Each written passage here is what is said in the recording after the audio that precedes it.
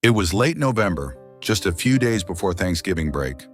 The weather outside was gray, the kind of sky that makes the whole school feel heavier than usual. My last class of the day was history. Nobody was paying attention. People were doodling, whispering, staring at the clock. We were all ready to go home, and then it happened. The intercom clicked on, buzzing louder than normal. Our principal's voice came through, but this time it wasn't calm or collected like usual. His voice was shaky, almost trembling, when he said, "Teachers, initiate full lockdown." Now, the entire class froze. My teacher, who usually had this calm, strict presence, immediately looked terrified. She rushed to the door, locked it, switched off the lights, and whispered for all of us to move to the farthest corner of the room. Nobody asked questions. We just obeyed.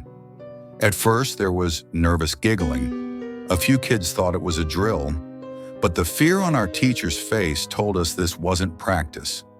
The silence that followed was so heavy, you could hear every breath. And then came the footsteps. They weren't quick or panicked, like someone running to safety.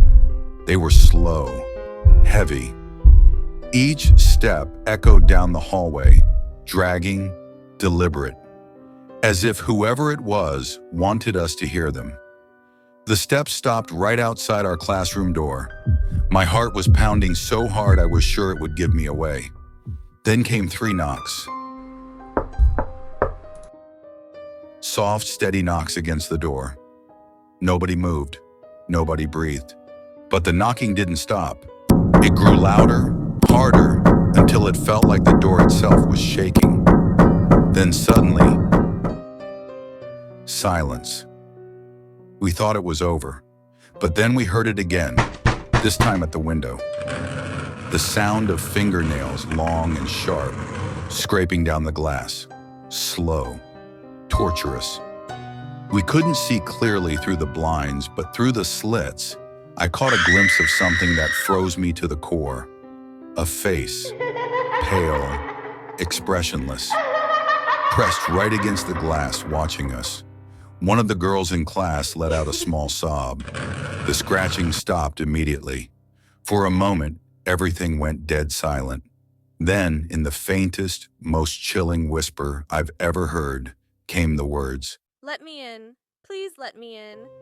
The voice didn't sound like a student. It didn't sound like a teacher. It was low, broken, almost inhuman. My teacher reached for the phone on her desk, trying to call the office. But when she picked it up, her face went pale. The line was dead. We sat there in the dark, clutching each other, listening to that voice repeat the same phrase over and over. "Let me in. Please let me in." Then out of nowhere, the fire alarm went off. The loud, piercing siren filled the building. But here's the thing. During a lockdown, alarms aren't supposed to go off, which meant one thing. Whoever was in the building triggered it. The whispers outside our window stopped. And then from somewhere down the hall, we heard running. Fast, heavy running, like someone sprinting up and down the corridor. Lockers slamming, doors rattling. It was pure chaos, but none of us moved. We couldn't. Minutes felt like hours. Finally, distant sirens echoed from outside. Police. As they grew louder, all the noises inside suddenly stopped. No more running, no more whispers, just silence. When the officers finally came to our classroom and escorted us out, we were all shaking. They searched the hallways, the windows, every corner of the school, but they didn't find anyone.